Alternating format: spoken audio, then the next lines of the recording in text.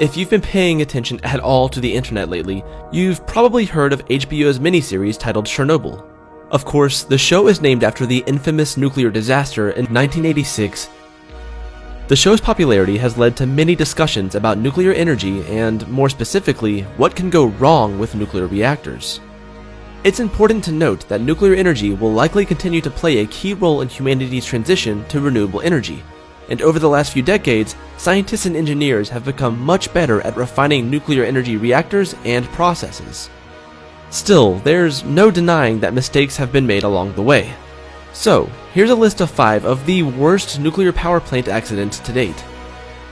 Just like with earthquakes, hurricanes, and tsunamis, the severity of nuclear reactor accidents and incidents are measured on a scale. This scale is called the International Nuclear and Radiological Event Scale, or INES. We'll be referencing this scale as we go to help us organize our list.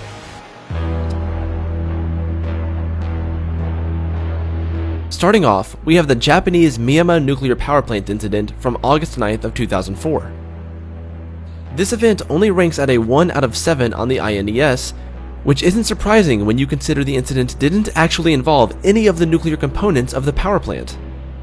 Instead, a broken pipe began to leak steam and hot water, killing 5 workers.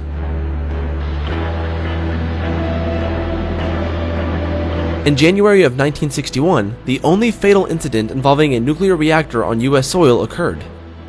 The National Reactor Testing Station in Idaho Falls experienced an explosion in its SL-1 reactor when a control rod was pulled too far away from the reactor.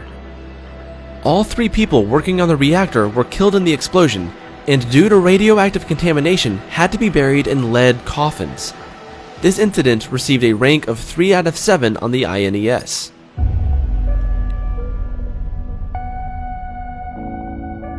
In 1997, Japan experienced another nuclear accident. A small explosion at a nuclear reactor in Tokimura required workers to patch broken windows and doors. As a consequence, they were exposed to unhealthy levels of radiation. Just 2 years later, in 1999, another incident would happen. Only this one would be more serious. A group of workers made an error while preparing fuel for a nuclear reactor. While they were preparing the fuel, a fission chain reaction occurred, sending radiation coursing through the bodies of the workers, killing 2 of them directly. The accident was rated a 4 on the INES.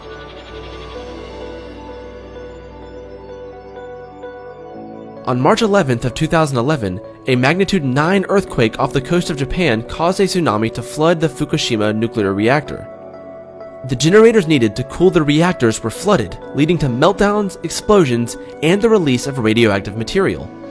2 employees died during the flooding, and many experienced varying effects from the radioactive material ranging from nuclear burns to cancer.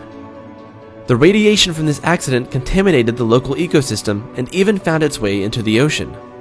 Because of the scope of its damage, the Fukushima accident was given a 7 on the INES, which is the highest possible rank. It is also one of only 2 accidents to receive this rank.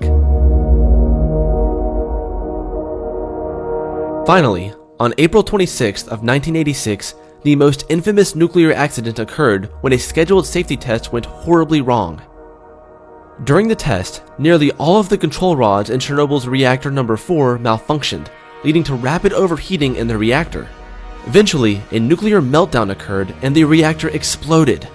8 tons of radioactive debris were launched into the atmosphere, and over 115,000 people were evacuated from the area. In just a matter of days, over 31 first responders died because of their exposure to the radiation. A massive concrete shell was placed over the destroyed reactor at the time, but now a more stable structure known as the Chernobyl Arch rests over the reactor to shield the surrounding area from the 200 tons of radioactive material that still rests inside. So there you have it. Keep in mind that these death tolls should be taken with a grain of salt.